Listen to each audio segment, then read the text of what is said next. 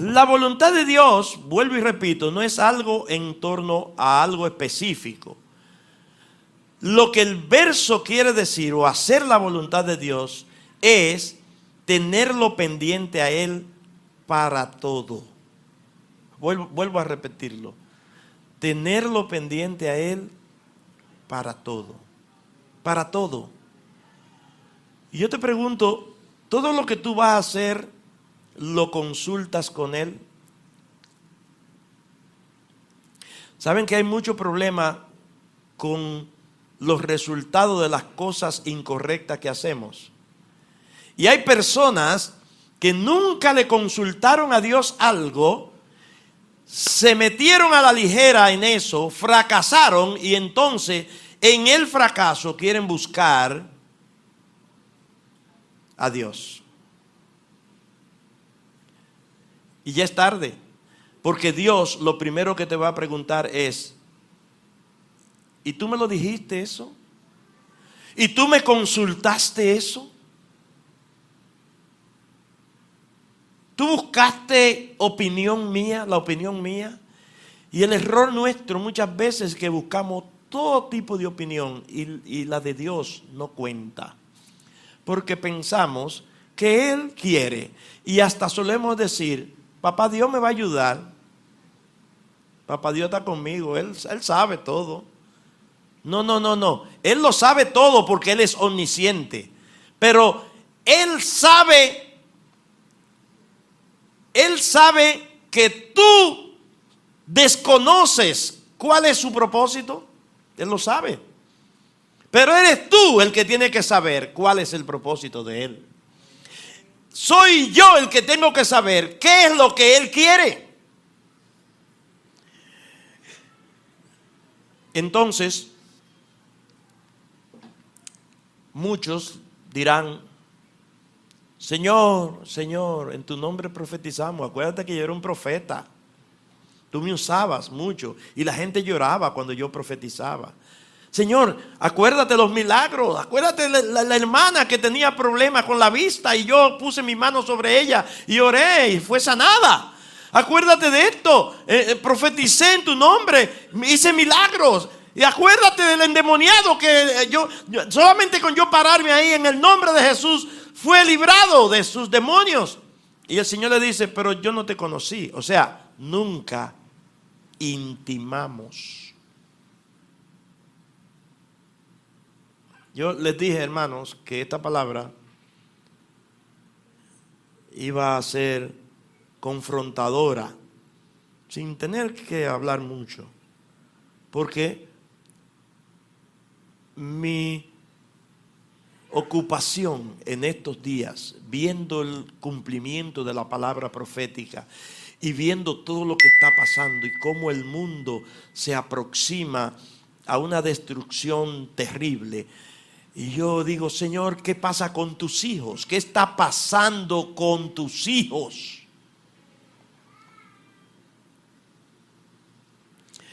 En estos días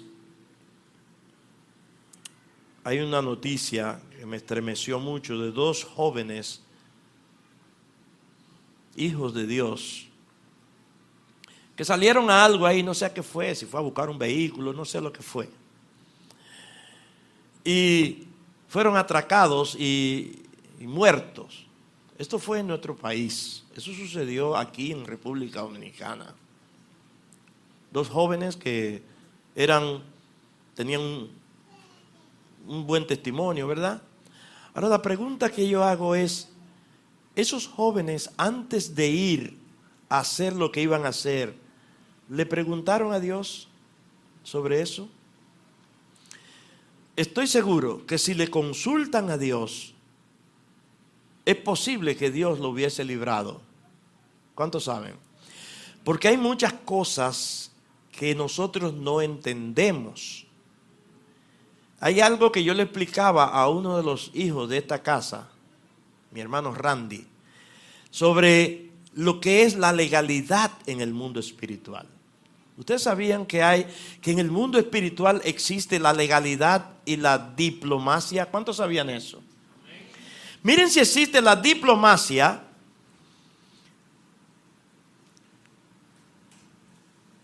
que algunos dirán, pero el pastor está hablando disparate, si les dijese que aquí hay demonios. Aquí hay demonios. Y usted dirá, pero ¿cómo puede ser? Sí, existe la diplomacia. Hay demonios que tienen legalidad en tu vida y no se van a apartar de ti hasta que tú rompas esa legalidad. Y van a entrar a donde tú entres. Pero que aquí está el Espíritu de Dios. Ajá. Y en el cielo no está Dios, y no está el trono de Dios, y no está el Espíritu de Dios. En el cielo no están los ángeles y habitan los santos en luz. Y hay perfección. Sin embargo, el diablo entra. El diablo entra al cielo. ¿No has visto a mi siervo Job? Que no hay otro como él. Eso es dice que van a presentarse los hijos de Dios, los ángeles. No está hablando de los hijos de Dios acá, de las criaturas. Los ángeles de Dios se presentan a rendir cuenta. Los ángeles van a rendir cuenta y existe la diplomacia, pero así también existe la legalidad. Muchas veces nosotros oramos y le pedimos a Dios, quite algo de nosotros, cuando legalmente nosotros le estamos dando oportunidad al enemigo que trabaja en nuestras vidas. Y eso no es quitado. Y Dios no actúa porque tú legalmente le has dado la oportunidad a eso que te aflija.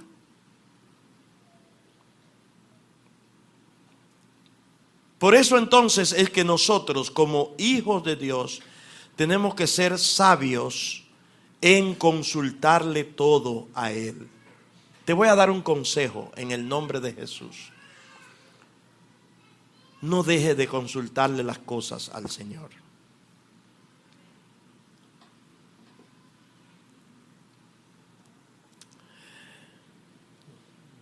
Dios y yo tenemos una forma de conversar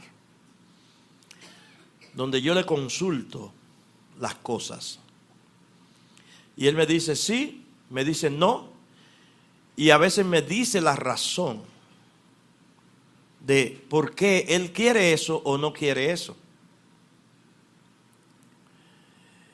Y muchas veces el Señor me ha librado de situaciones y otras veces he caído en mi propia trampa por no haberle consultado algo. Préstenme atención, amados, que quien les habla a ustedes no es un impecable. Quien les habla a ustedes comete tantos errores o quizás más que lo que tú cometes. La clave está en que yo soy un hijo de Dios que busco hacer su voluntad y hay momentos que se me escapa hacer su voluntad. Pero eso le pasaba a todos esos grandes hombres en la Biblia. ¿Es así o no? ¿Quién era el hombre conforme al corazón de Dios? David. Sin embargo, David cometió muchos errores. Muchos errores. Y viendo y analizando la historia de David, me doy cuenta que esos errores que él cometió fue porque él no lo consultó antes a Dios. En un momento en que había una guerra y el rey siempre salía a pelear primero. Él era que iba adelante. Eso era una costumbre en aquellos tiempos que el rey participaba en las batallas. Pero ese día David no le consultó a Dios respecto a esa batalla, sino que quiso quedarse en su casa descansando. Grave error. Porque allí llegó la tentación de ver a una mujer, la cual tomó fraudulentamente como esposa, y no solamente eso, hizo que a su esposo, que era una mujer casada, lo mandaran en el frente de la batalla, porque en el frente de la batalla los que estaban adelante eran los que fácilmente... Y murió, Urías murió. Y la tomó a la mujer. Pero el profeta Natán, un profeta llamado Natán, viene y se le presenta y le cuenta una historia a David. Le dice: David, un hombre tenía una ovejita, ¿verdad? Y vino su vecino, a su vecino le llegó visita. Y él, en vez de preparar de todas sus ovejas que tenía una comida para esa visita, fue y buscó la única oveja que tenía su vecino, la mató, la degolló y se la dio de comer. Y David entró, se quilló, como decimos los dominicanos, le dio un pique grande a David. Dijo: tiene que morir, ese hay que matarlo. Entonces Natán le dijo: ese eres tú, ese hombre eres tú, porque tú, teniendo esposas y concubinas, ¿por qué no, cuando te llegó ese deseo, esa visita que te llegó, esa lujuria, por qué no agarraste a una de tus esposas? Pero no, le quitaste la única mujer que tenía, a tu siervo Urías, y aún así también prácticamente lo mandaste a matar. Y cuando esta palabra llegó al corazón de David, porque ahí estaba precisamente la virtud de David, se tiró al suelo a dar gritos, a llorar como un niño. Y allí fue que él escribió el Salmo 51, donde dice: ten piedad de mí, oh Dios, conforme a tu misericordia, conforme a la multitud de tu... Borra mis rebeliones. Contra ti he pecado y he hecho lo malo delante de tus ojos. Y la pregunta que le hago a ustedes, amados: ¿Dios lo perdonó?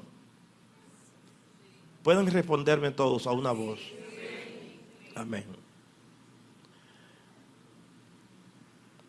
Dios lo perdonó, pero él legalmente con ese acto abrió una puerta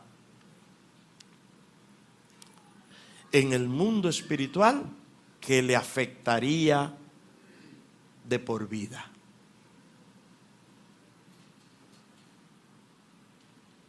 Así es. David comenzó a ver cosas en su familia. Hasta un hijo se levantó contra él para destronarlo. Un hijo le violó a una hermana. ¿Y cuántas cosas comienzan a verse? Resultado de aquella decisión. Y la decisión no fue en él ver a la mujer de Urías bañándose. El problema, esa no fue la decisión. La decisión, el mal de su decisión fue en quedarse en su casa, en el palacio. Si él se hubiese ido a la guerra, Dios le da la victoria sobre sus enemigos y no cae en esa condición. Entonces, yo traigo eso a colación porque muchas veces nosotros creemos que lo más conveniente es quedarnos tranquilos en casa, sabiendo tú que en este momento o en cualquier momento, en el momento en que tú te quedaste tranquilo en tu casa, reposando, porque esta semana fue una semana dura, hay un grupo de tus hermanos que están alabando y adorando al Señor. Entonces, el quedarte en casa no fue una decisión que tú la tomaste consultándosela a Dios. Si tú se la consultas a Dios: Señor, me quedo aquí, Él te va a decir, no dejando de congregarnos, como algunos tienen por costumbre. Él te va a decir: allí envía Jehová bendición y vida eterna. Él te va a responder por su palabra. Por eso, hacer la voluntad de Dios, hermanos, es mucho más que el venir a congregarnos, mucho más que el orar, buscar la palabra. Esas son cosas que nos van a alimentar. Y Dios se siente bien. Hacer la voluntad de Dios es hacer lo que Él quiere que tú hagas cuando tú le consultas. Cuando hay una relación, una intimidad entre tú y Él. No hagas nada, hermano mío, sin consultárselo al Señor. Hay personas que entran en relaciones funestas y diabólicas porque no se la consultan al Señor. Una joven me decía que conoció a un joven y que le agradó mucho y ya cuando me vino a decir, ya estaban relacionándose. Y óyeme, ya estaban relacionándose, ya se besaban y ya andaban por ahí. Y yo le dije, pero tú le consultaste eso al Señor. Y oye, ¿cuál fue la respuesta que me dio esa joven? Él es un buen muchacho y su familia es cristiana. Su familia es cristiana y él tiene temor de Dios. Mentira. Mentira. El temor a Dios o el temor de Dios no es algo que lo tiene todo el mundo. Aún hay muchos hijos de Dios que no le temen a Dios. Así que no me venga con ese cuento. Usted macó la soga y le van a venir las dificultades y le van a venir los problemas y después no venga llorando porque usted no le consultó a Dios. ¿Están acá?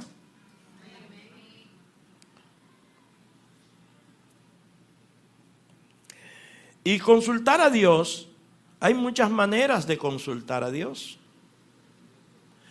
Dios ha puesto, por ejemplo, una persona bajo o sobre tu cuidado, es la palabra. Cuidarte, una persona para cuidarte. Y a veces tú vas a tomar una decisión y tú le puedes decir al Señor, Señor, mira, yo quiero que tú me hables. Háblame a través del pastor. Yo voy a hablar con él, a presentarle este proyecto. Háblame a través de él. Una vez alguien me dijo eso. Pastor, yo quiero presentarle una situación por la que estoy atravesando. Me presentó la situación. Me dijo, alguien me engañó y me hizo tantas cosas que yo cuánto. Y yo conocía a ese alguien que lo engañó y le dije, ¿y por qué tú no me consultaste antes de entrar en negocio con esa persona? Porque el pastor conoce sus ovejas, el padre conoce los hijos, y si tú me dices, pastor, yo quiero entrar en negocio con fulanito, yo te aconsejaría, mira, ora y ten cuidado. No recomiendo que entres en negocio con esa persona. Es una forma de Dios responderte. ¿Es así o no? Entonces, es que a veces nosotros hacemos las cosas a nuestro modo y Dios quiere que tú las hagas a su modo. Pero tiene que haber intimidad entre tú y Él. ¿Cuántos entienden esto? En el Espíritu, yo sé que todos lo entienden. En el libro de Salmos, el capítulo 1, dice, el verso 1, bienaventurado el varón que no anduvo en consejo de malos, ni en silla de escarnecedores, ni estuvo en camino de pecadores, perdón, ni en silla de escarnecedores se ha sentado, sino que en la ley de Jehová está su delicia y en su ley medita de día y de noche. Observen que el pasaje dice, bienaventurado el varón que no anduvo en consejo de malos, ni estuvo en camino de pecadores, ni en silla de escarnecedores se ha sentado, pero no lo deja ahí. O sea, esa es parte de la bienaventuranza, no, pero hay otra parte. Porque hay personas que no se han sentado en silla de escarnecedores, que no han andado en consejo de malos, que tienen una vida muy cosa, pero entonces le falta lo otro. ¿Qué dice el verso 2? Sino que en la ley de Jehová, es decir, en su palabra, en sus instrucciones, está su delicia. Se deleita en eso. Yo no sé cuántos aquí se deleitan en la palabra, pero si tú no te deleitas en la palabra, si tú no hayas deleite en la palabra, tienes que revisar tu vida. Si tú te deleitas más viendo telenovelas o viendo programas en la televisión o chateando, si tú te deleitas más en el celular, si tú te deleitas más en otras cosas que en la palabra, tú tienes que hacer una revisión de tu vida. Nada, absolutamente nada puede producir más deleite que la palabra en ti. Por eso dice, en la ley de Jehová está su delicia y en su ley medita de día y de noche. No quiere decir que de noche tú estás. Hermano, a veces yo me sueño predicando, porque mi mente está ahí. Me sueño predicando y usted preguntará, pero oye, ¿cuánto se tomó el pastor para preparar esa palabra? Miren, hermano, esa palabra me la dio, esta palabra que yo estoy dando me la dio el Señor en mi corazón. En mi corazón, en mi mente. Y yo haciendo tal cosa y manejando allí, huyendo aquí, haciendo tal diligencia, y esa palabra ahí. Y el Señor tiene esta semana entera diciendo, dile a mi pueblo, a mis hijos, que el hacer mi voluntad es lo que me agrada. Por eso el mismo Señor Jesucristo decía esta palabra, está yo creo que en Hebreos, dice, el hacer tu voluntad, oh Dios, me ha agradado. He aquí, estoy para hacer tu voluntad. El hacer tu voluntad, Dios mío, me ha agradado y tu ley está en medio de mi corazón. Eso lo dijo el Señor Jesucristo y eso aparece, está en Salmo, pero aparece como una palabra profética en Hebreos. ¿Cómo es esto que el Señor hizo la voluntad del Padre?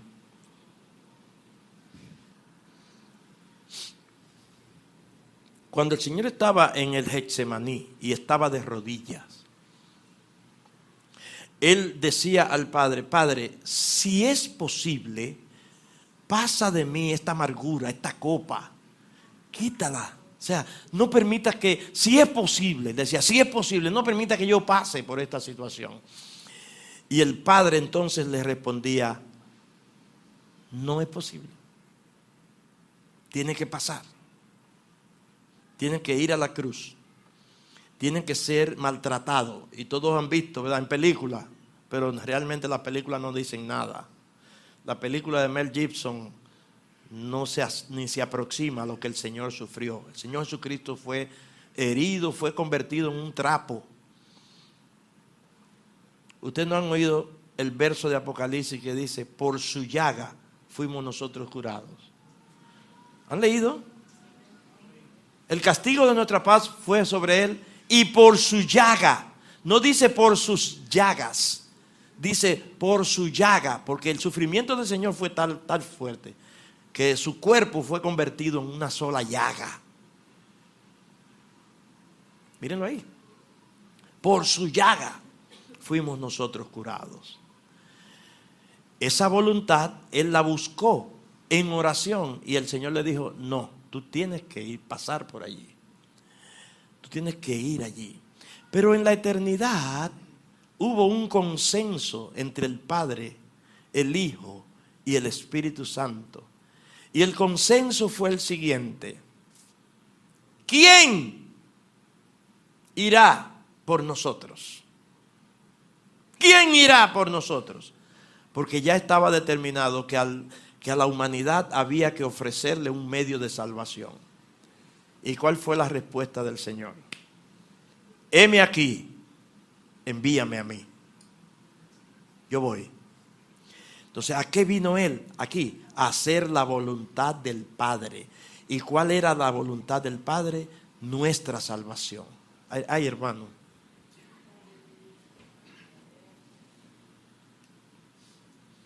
Eso se me clavó en el corazón, esto que acabo de decir. La voluntad del Padre era tu salvación, mi salvación. Después oí la voz del Señor que decía: ¿a quién enviaré y quién irá por nosotros? Isaías 6:8. Entonces respondí yo. ¿Quién fue que respondió? Cristo dijo: heme aquí, envíame a mí. Pero en el Getsemaní él decía: Padre, esto es fuerte, esto es duro, no hay otra forma. Y el Señor, el Padre, le dijo: no hay otra forma. Tienes que ir a la cruz.